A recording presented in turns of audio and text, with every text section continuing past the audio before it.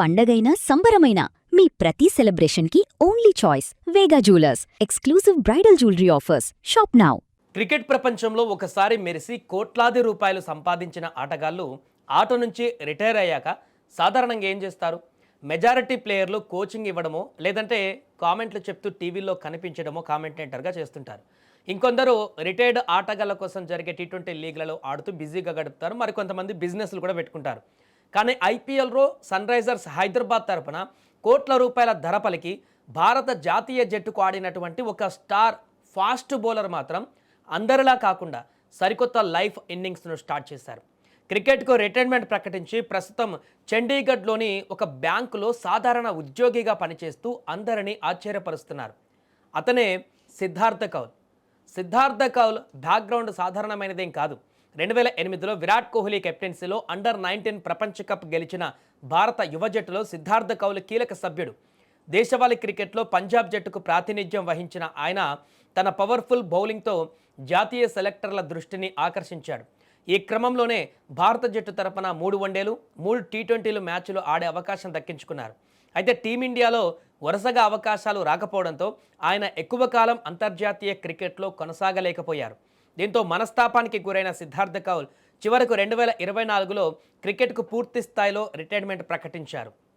Cricket నుంచి తప్పుకున్న తర్వాత సిద్ధార్థ కౌల్ అందరిలా కామెంటేటర్గానో లేకుంటే ఇతరత్రా సీట్ను ఎంచుకోలేదు. ఆయన బ్యాంకింగ్ రంగాన్ని ఎంచుకొని అందరికీ షాక్ ఇచ్చారు.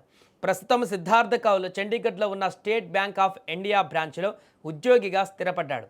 కోట్ల రూపాయల ఐపీఎల్ కాంట్రాక్టులు చూసిన ఒక క్రికెటర్ ఇలా సాధారణ బ్యాంకు ఉద్యోగం చేయడం ఇప్పుడు క్రీడా వర్గాలలో హాట్ టాపిక్గా మారింది. జీవితంలో ఒడిదుడుకులు ఎదురైనా గౌరవంగా బతకడానికి ఆయన ఎంచుకున్న మార్గాన్ని ఇప్పుడు పలువురు అభినందిస్తున్నారు. అంతర్జాతీయంగా పెద్దగా అవకాశాలు రాకపోయినప్పటికీ సిద్ధార్థ కౌల్ ఐపీఎల్లో మాత్రం సుదీర్ఘకాలం పాటు అద్భుతమైన ప్రదర్శన కనబరిచారు. ఐపీఎల్ ప్రారంభ సీజన్ అయిన 2008లో కోల్కతా నైట్ రైడర్స్ ఫ్రాంచైజీ ఆయనను 20 లక్షలకు కొనుగోలు చేసింది. అయితే ఆ సీజన్లో ఆయనకు తుది జట్టులో ఆడే అవకాశం రాలేదు. ఆ తర్వాత దాదాపు 4 ఏళ్ల పాటు ఆయనను ఏ ఐపీఎల్ ఫ్రాంచైజీ కూడా కొనుగోలు చేయకపోవడంతో లీగ్కు దూరం ఉండాల్సి వచ్చింది. మళ్ళీ 2013లో ఢిల్లీ డేర్ డెవిల్స్ జట్టు సిద్ధార్థ కౌల్ను 50 లక్షలకు కొనుగోలు చేసి ఐపీఎల్లోకి రీఎంట్రీ ఇచ్చేలా చేసింది. ఆ మరుసటి ఏడాది కూడా ఢిల్లీ జట్టు ఆయనకు 45 లక్షల ధరతో రిటైన్ చేసుకుంది. ఢిల్లీ తరపున 2 సీజన్లు ఆడిన తర్వాత ఆయన సన్ రైజర్స్ హైదరాబాద్ జట్టులోకి మారాడు. ఎస్ఆర్హెచ్ జట్టులోకి వచ్చిన తర్వాతే సిద్ధార్థ కౌల్ కెరీర్ ఊపందుకుంది. ఐపీఎల్ 2018 వేలంలో సిద్ధార్థ కౌల్కు విపరీతమైనటువంటి డిమాండ్ ఏర్పడింది. ఆయన పటిష్టమైనటువంటి బౌలింగ్ నైపుణ్యాలను చూసి సన్ రైజర్స్ హైదరాబాద్ యాజమాన్యం ఏకంగా 3.80 కోట్ల భారీ ధర వెచ్చించి కౌల్ను జట్లోనే ఉంచుకుంది. 2018 నుంచి 2021 వరకు ఆయన ఎస్ఆర్హెచ్ జట్టులో కీలక బౌలర్గా కొనసాగారు. ఆ తర్వాత 2022-2023 సీజన్లో రాయల్ ఛాలెంజర్స్ బెంగళూరు జట్టు ఆయనను 75 లక్షలకు దక్కించుకుంది. 2023 తర్వాత ఐపీఎల్లో ఆయనకు మళ్ళీ ఆడే ఛాన్స్ రాలేదు. ఓవరాల్గా తన ఐపీఎల్ కెరీర్లో సిద్ధార్థ కౌల్ 55 మ్యాచ్లు ఆడి 58 వికెట్లు పడగొట్టాడు.